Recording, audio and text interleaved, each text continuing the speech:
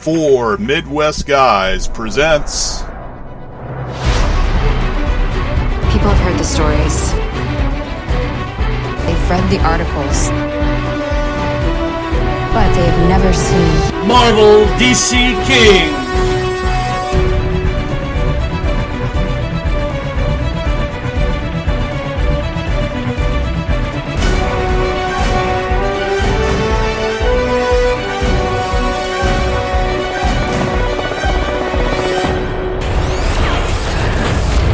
Hello and welcome back to another episode of Marvel DC Kings, a Four Midwest Guys production. A show devoted to the fans of the Marvel DC TV cinematic universes, devoted to recapping the shows you love or love to hate. I'm your host, Enkenbauer, and with me today is Willenbrink. What is going on? Nothing much, man. And Aaron. Hey, how's it going, man? It's going good. Okay, so we got a lot of stuff to throw out there this week, so because we took a week, like most of the DC TV shows, we took a week's hiatus. We're back. All right, so Batman v Superman hits theaters this weekend. We're not really going to talk a whole bunch about it because we don't want to do any spoilers, and there's been enough of those online. And we'll have a review show up in about a week or so. We'll have our review show up here probably about a week or so. While we were on hiatus, Captain America: Civil War dropped a new trailer on us. Yeah, looks good. Black Panther looked badass. His costume looks amazing. I mean, and that's a great character to begin with. But yeah, it did. The costume looked pretty awesome. It wasn't the most talked about costume. I think more people were talking about the Spider-Man one, how it looks a little CGI-ish in parts. Yeah, I mean, but if you look, people were posting pictures. If you put the comic. Oh yeah! Next to the picture of the in terms of design, it's dead on. It is dead on. It is the closest representation we've seen to a comic, a true comic, than any of them. Well, yeah. I mean, I think you can kind of have both both points. They're kind of valid in some ways. Like, it does look a bit more CGI-ish than some of the other costumes, but at the same time, it is a pretty accurate depiction of it. Right, and like we were talking about. Who knows if that's going to be the final view that we see. Yeah. They may tone it down a little bit. They may add some not really graphics, but the fiber stuff that you can actually see. They might add a little more of that into the... Well, it might be an issue of how they added the lighting for that shot as well. Like, it could be that you look at other shots in the movie and it doesn't have that certain CGI look to it. Because there might have been just little tweaks, like Photoshop sort of thing, that made it look a little, more unrealistic. Right. The other thing we found out is that Captain America: Civil War will have 2 hours and 26 minutes, making it the longest Marvel movie yet. I think that kind of makes sense here, though, doesn't it? I mean, you're pretty much throwing almost everyone in the Marvel universe, with the exception of like Thor and Hulk. So right, even introducing characters like Black Panther. Right, that's what I was thinking. I was like, well, you do have a lot of the characters in there, so going that far, but to that same degree. This is 2 hours and 26 minutes. So when we get Infinity War, and it brings the entire Marvel, I think with Guardians Infinity and everything War, else, they're probably breaking it up into two different parts, right? Yeah, right. But you'll still have the entire Marvel universe. Yeah, I wouldn't be surprised if, combined, it's either that or they're going to do what they did with, say, the Hunger Games part, where they break it down into, 3 or... Well, they're doing 2. They are doing 2. Okay. Infinity Wars Part 1 and 2. So you're looking at somewhere between 5 to 6 hours between the Infinity Wars when that comes out? Yeah, that's just nuts. Well, I mean, what is the number of characters that's actually going to be in Infinity Wars? Because it's something like 90, right? It was... Guest appearances and stuff, yeah, I'd heard it was something close to that. Yeah, it's close to 100 if you count, the small little appearances like you have, in Guardians. Mm-hmm. Yeah, it was 96 or something. Yeah, and I mean, that's not even including the fact that they'll probably have, the Inhumans and, the DC, cinematic universe by then as well. Right. It's kind of a larger group. Let's see, something else that happened for movie-wise. Justice League vs. Teen Titans, DC's newest animated film, hits digital on March 29th. Comes out on DVD and Blu-ray April 12th. Yeah, it's one of those features, DC's animated universe doesn't necessarily get the most hype in the same way as, say, Batman vs. Superman has got going up, but pretty much you look at their animated films and they're all more or less solid. And this actually looks like it's going to be a pretty decent film. Yep. Brian, what do you think? I'm excited for it. I'm not a big Teen Titans fan, but they've been pretty good with these DVD releases. Cinematic animated cinematic releases. Yeah, it almost pretty good, seems like so. this is them trying to reboot the Teen Titans, because it is kind of like the Titans coming together in the film, and Yeah, I mean, if they actually took it seriously, I think Teen Titans could be good. I don't really care for the real cartoony version. I know I'm in the minority, but No, I'm agreeing with you. Like, the original Teen Titans I was fine with. I thought that was a great show. Like, Yeah. it had a nice balance between comedy and action. But the reboot they did, like, I don't know, 3 or 4 years ago and keeps going. Like, it's dumbed it down. It's meant for kids, and that's Yeah. what it is, so. Yep. It's Batman Brave and the Bold. Right. Speaking of Batman, Lego Batman. They dropped the first official teaser trailer for us. It looks amazing. It looks pretty funny. I mean, it looks hilarious. I think one of my favorite parts of the whole thing was, as he's walking out, he's like, Batman out. And he's like, no, wait. Batman back in. I forgot my mic drop. And then he drops his mic and walks off again. I mean, that is just... I don't know, to me one of the funnier parts is, like, even when he's getting undressed and he's going to his robe, he keeps the mask on. Yeah. Like, the entire time. His cowl stays on the entire time. Yeah, and he's just like, oh, that's my favorite food. Yes, I earned this. Yeah. Like, and it's funny seeing this because I really actually enjoyed the Lego movie, and Batman was a great character in it, but it's like creating a Batman parody. Oh, definitely. Oh, yeah, absolutely. And it kind of works without, like, demeaning anything or, like, dumbing it down too heavily. Because it's Lego characters. Yeah. You can't really take that seriously. I mean, Not too heavily, but at the same time, it's like, it's kind of an interesting take, because especially because the complaint against DC has always been the dark, serious kind of reboot model it's going with. It's kind of a light pace sort of thing. That's kind of it's a nice mix to it. Right. I like the he does that the same thing again where he throws a bunch of the batarangs and they all miss. He hits it with the last shot. He's like, first time. Nailed it. Yeah. Yeah, I mean, Arnett's voice really works really well for that kind of overly confident, narcissistic sort of Batman. Mm-hmm. Or when he does the very first part, and he's like, "Computer, I'm home," and she's like, "It's like, what is that? The Siri voice, right?" And it's like, "What did you do today?" And he's like, "Save the world again," or whatever. Yeah, it's just like there's that overly narcissistic kind of quality to it that's pretty amusing, actually. Yep. What else we got in movie world? Wonder Woman. Yeah. New stills? Yeah, it kind of showed some of the supporting cast on Themyscira. It showed the armor. It showed kind of the background of the area. It's a nice, interesting thing. It kind of gives you an idea of, where the costume design's going with the characters and such. Yep. It definitely had a Clash of the Titans type feel. A little bit. Like, as far as set design and stuff, it looked like that. I don't know if the movie's going to be that way, but... Well, I think a lot of the movies are going to set in World War I, so probably not. But on that island specifically, yeah. Like, I found it kind of funny because they're Amazons, but even in the armor, they're wearing, heels, and it has, the classic boot plates that's not really functional, but it's aesthetically pleasing. Mm-hmm. It's kind of amusing. Pleasing, yes. Just nice, shiny orbs of metal. Very nice. Very nice. All right, so let's we'll go out of the movie world and back. We'll go into the TV world. Something that doesn't usually happen. For some reason, networks are renewing their shows really early. Mm-hmm. Usually they'll wait until it's almost, the seasons are over, or, and leave us in limbo, like, oh, are we going to see another, is this the season finale or series finale? CW renewed every one of their shows. So, I mean, not just a couple. Not just all of them. All of them. They went through the whole thing and just said, you know what, we're good with status quo. And they renewed Flash, Arrow, iZombie, Legends of Tomorrow, all of them. Even Supernatural, and then all the other ones that aren't comic book related, like Jane the Virgin and... Are they still doing Vampire Diaries, Pretty Little Liars, any of those. Yeah. So I don't know. I don't really follow what all CW is no, anymore. I only know those because my daughter watches one of them, and then... Yeah, that's fair. So either the program director is incredibly lazy, or they just like what they have. Well, I think they like what they have because a lot of their shows are getting a lot of cred, especially the superhero ones. Yeah, Flash has clearly been one of the best superhero shows on TV. Yeah. I think there might be a benefit to coming out early and saying you're renewing these shows just because of the changing landscape of media.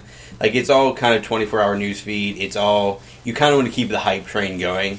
To be honest, like, you don't want it to die down. It's like, is it coming back? Is it not? Oh, well, let's move on. Right, and the other thing I think it does is it allows us fans to know what I'm investing in this season is not going to just end. I am going to get another season out of it. Because for us, I mean, for a lot of us, Fox is really bad about this. Yeah. We invest in a TV show, and all of a sudden it's gone. Yeah, there's the classic Firefly thing. Where there was a lot of fans that were really pissed that one disappeared. I mean, it's not just that. There's been a bunch of shows where it's just like, oh, this is great, and it's not getting, if we're talking about CW shows, I mean, I think Reaper was kind of in that category a bit. Like, that was kind of a, funny, humorous Constantine. Yeah, Constantine. They're still trying to bring that back, last I heard. Well, I don't think they're bringing the show back, but I think he might be joining Legends tomorrow. That might be a nice fit. Or at the very least, you might see him in cameos here and there. Like, the actor that played He did come back on Arrow for 2 episodes. Yeah, the actor that played him did a decent job. Yeah. Like, actually, I think he did it better than, like, the Keanu Reeves version. Yeah, I think so, too. So, talk about the CW shows. The Flash, this week's episode was Trajectory. Yep. Yeah. You have the scientist that's kind of abusing the V9 or her own variant. V9. Yeah, like, it's a very heroin/steroid kind of episode with that character. It was kind of neat to have a female Flash for at least for an episode. Yeah, the female speedster. Yeah, it was kind of nice. And then you kind of see her disintegrate at the end in that blue lightning because she had so much in her. She turned to blue lightning, which led to them conducting the whole Zoom theory. Yeah, she had blue lightning first. And then all of a sudden, she was going so fast that she disintegrated. Right. So like that gives them now their new plot theory of Zoom. If we get Zoom going fast enough, he'll kill himself off. Yeah. Right. Either that, or he's going to kind of die off anyway because he's clearly sick in some form. It also was kind of a cool moment just because you got to see kind of Cisco using his abilities again, and that's kind of a character that's kind of interesting to see develop throughout the show. They did find out that Zoom is Jay Garrick. Yeah, they had... by vibing on the helmet, which caused, a lot of turmoil in the group. They were all felt like he was part of the group or something. Yeah, they definitely seemed to connect with him, kind of brought him in, and even if you go back the first season, there's issues of that kind of trust. Well, it's that Harrison Wells thing again, the whole trust thing. And it really affected Barry. And you could tell, Yeah, because it was another mentor figure that... as soon as he was out of there and he went back to the canyon. The canyon where they were trying to do the jumps, and he just screamed at the end of the episode. I mean, this show just keeps getting better and better. Their quality, that's why I can't wait to see like Batman v Superman, The Flash, and all these shows because they have a movie budget. Yeah. The Flash TV show has a TV budget, and it's doing this. Yeah, well. But in Flash's defense, even with its TV budget, it's heads beyond what you're seeing like on Supergirl in terms of budget. Yeah. Or in quality. And it's way better than what you're seeing like even on like Arrow to an extent. Well, I've said it before, I'll say it again. They're using the Smallville theory. I mean, if you ask me, it's Smallville with Flash. It's what it is. It's similar, very similar. Very similar.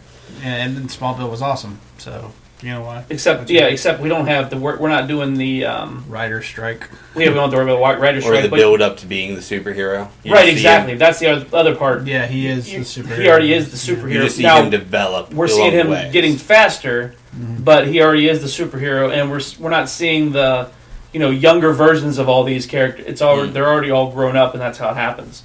But speaking of Supergirl, this coming episode. Next week, we'll have The Flash. Yeah, it'll have the Supergirl Flash crossover episode where he's in an alternate universe, I guess? No, same universe. Is it? It's the same universe. They actually made reference in the episode of Flash of Supergirl City. Oh, really? I didn't catch that. Yeah. So there is that little tie-in there. And another comic episode. So, we saw the one with the 2 Flashes. The front cover of that one comic was Jay Garrick on one side, Barry Allen on the other, Mhm. running towards the same girl saying, "Flash, help me." Yeah. And they're both singing "Here I Come." This is the same episode with the fastest person on Earth, right? Except it's not Superman this time; it's Supergirl. Yeah, I think there was either a Superman animated universe episode that had that plot, as well as maybe one of the animated films. I did, yeah. They raced around the world. Yeah. Right. So I mean, that's going to be in this episode. Now, one thing this past episode, right? We saw the formation of what's her name? I pointed out before. You referenced the Cadmus thing? No, not the Cadmus thing. The girl with the voice. Oh, Banshee. Banshee, yes. So we actually saw at the end of this episode Banshee kind of come to fruition there with the where she's falling off the rooftop drunk. Yeah. And she screams as she hits the bottom, and her voice actually keeps her from hitting the ground, and it causes the disturbance in the in the asphalt and stuff. Yeah. And then she hits the ground like a couple inches, just drops a little bit. Like it slows down her pace. Right, and then looks back up, and it's not Finn. Win. Is it Win? I don't remember off the top of my head, actually. The computer guy. Yeah, I think it's a win. He's just like looking down like, what just happened? Yeah. And we already knew that she was going to be Banshee from the press release. Mm. And, she was Siobhan, whatever her name is, which is Banshee. Mm. I'm hoping that because they're going to be on this next episode with Flash. Yeah. I'm hoping that the graphics that they do with Banshee live up to the Flash. You would kind of hope so, but even just looking at the character design for Banshee's costume, like it looks kind of Halloweenish, more than you would think. It looks very Halloweenish. So yeah, I'm not sure if it's going to be, but it looks good. Yeah, but I don't know how they're going to handle the CG part of it, the CGI part of it. Yeah, it's hard to say. They also mentioned in this last episode one of the big components in the comics, not just Supergirl, obviously, but Project Cadmus. Yeah, Cadmus is a lot of the government cloning stuff and trying to emulate superhuman powers. And Mm-hmm. if you look at say Young Justice, that's how they it's the organization that creates Superboy. Right. So who knows what that's going to bring? Mm. Also, CBS went around and did their renewals for everything. Mm. Right? Did they renew everything like CW did? No. So left off the list was Supergirl and Limitless. Mm.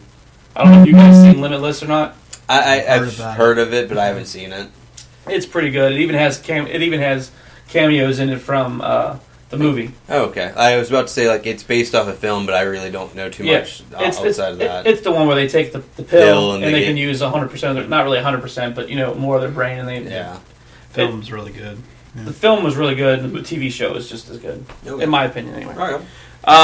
Let's see. Is that CBS not renewing it right away, kind of waiting on it? Yes, or is they from what the internet's saying is it's just they're going to wait to renew it? Okay. It's not a gone kind of thing, but they're going to wait until the end of the season to announce it. Okay. Well, I'm going to give Supergirl my first shot on Monday because I'm going to use the crossover. I found it kind of hard to keep watching it. I haven't even caught the last episode. Just because, it picks up in certain spots and then it goes right back to the kind of slow, overly dramatic kind of tension to it. Yes, that's the one thing that I have noticed is that it gets going and you're like, oh, this is good, and it's like, oh, this is gonna be kind of the Flash does. Yeah. But then it pulls right back down to the Arrow kind, where it's just kind of drawn out. And to be honest, I feel like Supergirl would have done way better on a different network. Yeah. I look at this and it clearly has kind of the same writing style as a lot of other shows that are kind of more sitcom-y, kind of comedy sort of things. Yeah, I've told myself I'm going to give it the first season regardless. Yeah. just because how big of a DC Yeah. fan I am. I like the character, and I've been trying to power through the series, and it's picked up in spots. Like, I really love the Toyman episode. Yes. And that none of the other ones have come close to that for me. So Yeah, it really has some lag, that's for sure. Let's see, what else we have. Gotham. Yep. Gonna have Clayface on there. Yeah. Should be interesting. It's an interesting character to put on, and the actor they have do it, I'm not really all that familiar with. But it's interesting whether they're going to give him powers in the first season, like we've seen with Mr. Freeze, or whether he's just going to be, an actor on the show, or what they're going to do with him. I'm just not sure how he's going to fit into the current environment. I mean, where we're at right now in the storyline, I'm just not sure.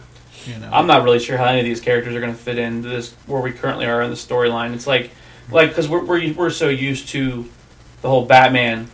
I think what's funny is we talk about it and we see Batman as the animated series. Yeah, I'm not going to lie. We don't see it.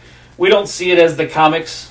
Right. We see it as, or for at least for me and you. I don't know, Aaron. Yeah, I grew up watching the animated series. Yeah, but the animated series, and that's where we learned about Mr. Freeze, Harley Quinn, the Joker, Penguin, Scarf, Two-Face, all of those. That's where we learned about him, right? So when they're talking about Clayface, I think Clayface is that giant blob kind of thing. Like, how are they going to bring Clayface in? But the comics actually wrote him different. Well, I think it varies in the comics. Like, right? I've seen some of the comics that he was an actor or something, and he got poured down his throat or something, right? Yeah, you see that in the animated series as well, though. Like, he starts out as an actor. Like, I think there's been But one that or was two real brief. reboots, like, where he's, like, been, like, more militaristic, but it's not a lot that do that. My main question is, like, how do you defeat Clayface without a Batman sort of character? Like, you'd always have to use a character like Mr. Freeze to take him down. That's about right. the only and way. and so that was what I was going to say. I think what we're going to find out is that freezes him, and then they put him in a storage cryotube. Well, either that or he's a character that's already For Hugo. What is it, the Hugo's lab? Indian Hill. Yeah. Like, maybe he's a character that's already there and he escapes or something, and Freeze is sent out to take him down or something. That could be, or it could just be somebody who's already there, and we just get to see him there. We don't actually get to see him do anything. Yeah. Because something's got to give, because Gordon, he's out of the picture, and you're going to have Bullock trying to... Well, not just that, but then you're clear his introducing name. another villain that's like 20 years to 15 years older than Batman. Like, it's continuing the long trend of Batman eventually beating up a bunch of old people. We've said it before, say it again, they've got their own license to do whatever they want. Yeah, its own universe. I'm just waiting for it to go a weird direction, like making... It's apparently the origin of Owlman instead of Batman. Just something really weird like Something that. off the wall. Yeah. Like, and to be honest, if you look at how the show's gone so far, it's plausible. Yeah, I would say so. Thomas Wayne's dead, though. Well, yeah, but... So is Martha. Well, in Owlman's Thomas Wayne Jr., he's just an alternate naming of Batman, or Bruce Wayne. Right. So you still call him Bruce, but he's technically still... He goes in that direction. I thought, though, that Owlman was basically Thomas Wayne becoming Batman, because Bruce Wayne ends up being the one that gets shot. Is it? I don't know. I was under the impression it was Because- Thomas Wayne Jr., not Thomas Wayne. Because Thomas Wayne becomes Owlman, and I his know wife becomes like the Joker. It's like a split. No, I think that's a different universe where Thomas Wayne becomes Batman and then his wife becomes Joker. Yeah. I don't know. There's so many different variants. It's kind of hard to keep track of it all. Speaking of hard to keep track of, the new Daredevil, the new season. How many episodes is that? 13. 12 or 13, yeah. Over 13 episodes. So it's a binge watching day. Yeah, at it least. took me about 2 days. Yeah. But yeah, I had to sleep. But that came out. Yeah, that came out what, 2 weeks ago now? A week and a half, 2 weeks. Right. So that's out there. We'll probably Probably have a review. we'll probably at have a some review point. of that here sometime soon when we all get around to watching it. I watched it. It was great. And at the end of it, Aaron says there's a Luke Cage teaser.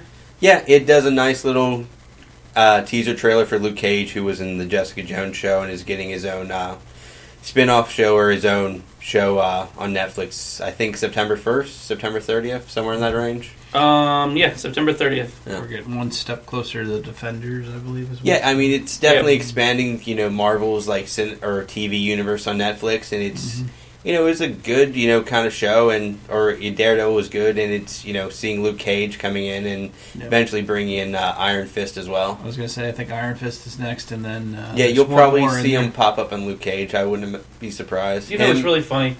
I was just thinking about this. So, DC's TV universe is just like Marvel's movie universe, where there's comedy, it's lighthearted, everything else. Whereas Marvel's TV universe is just like DC's movie universe, where it's dark and gritty and everything else. Yeah, I think, to be honest, I think that might work better for Marvel, because you can kind of let, the Netflix binges be more mature, and you can still get the larger box office ratings because you can take your kids to see the Marvel's films. Right. Well, I just thought it was funny. I was thinking about it. I was like... Yeah, it is kind of a contrast. I mean, you can make the argument maybe Agent Carter, Agents of S.H.I.E.L.D. is a bit more like the film universe, and that's a bit more lighthearted. Right, but those were tied in, though. Yeah. I mean, 100% tied in. We saw Carter in Captain America, and we saw Phil Coulson in America, Yeah, I mean, but definitely if you're referring to the Netflix shows, it's definitely the more dark and gritty. The one advantage it has is it actually has more time to develop the characters. It has more time to kind of go through the nuances and details. Correct. All right, so that takes us out of the TV, unless you guys have something else you want to... Nope, I'm good. Okay. Let's see. Let's go to our... we got a fan question. Okay. I wouldn't call it a question, more so as a scenario. Our thoughts on something. Hypothetical. Paul Hughes writes, the Justice League has just been killed by creatures of unknown origin, with only 2 survivors, Batman and Superman, both of which have gone missing. Now a group of 5 to 7 already known DC superheroes have come together to form a new team to defend the planet and also find the 2 missing Justice League members. So for each of us, we'll each pick our own team. Okay? And then we'll come up with, you can talk about it if you want to, why you pick 2 you pick. Do you want to go over which Justice League members we assume are dead? Or right, the main Justice that's League? what we'll go to. Yep. And then what their name is. Okay, what your team name is. Yeah. So the way we'll go with it, we'll assume by saying the Justice League members, we're going to go with original members. So we're going to say Wonder Woman, The Flash, Barry Allen, Green Lantern, Hal Jordan, Hawkman, Hawkgirl, Martian Manhunter, Cyborg, Green Arrow, and Aquaman. All dead. All dead. Or missing. Those are the ones that are dead because we're told the Justice League is gone. We're not going to go into like Justice League Unlimited where they pulled all the characters in. You kind of lose any opportunity unless you're just taking like a Suicide Squad approach to it. Right. So we'll go. Those are the ones that are dead. Brian. Yep. Let you go first. Okay, so obviously if you lose that many people, there's not going to be a whole lot of people left. And they're going to be looking for their new saviors. So I came up with the Supernatural Saviors, which would be a team of... Supernatural Saviors. Which was more of a collection of heroes with dark magic, I guess, or magical properties. Okay. Start with Shazam, who's pretty close to Superman. Then I go to Ra's al Ghul to kind of replace... maybe kind of Batman. I'd throw Dr. Fate in there as well. He's not only does he have powers, but he's also kind of a Batman-esque kind of figure. Okay, yeah. You got Raven in there to kind of replace Wonder Woman, and then I had a little research on the last one, but Spectre, he's kind of a omnipresent superhero from the comics back in the 60s.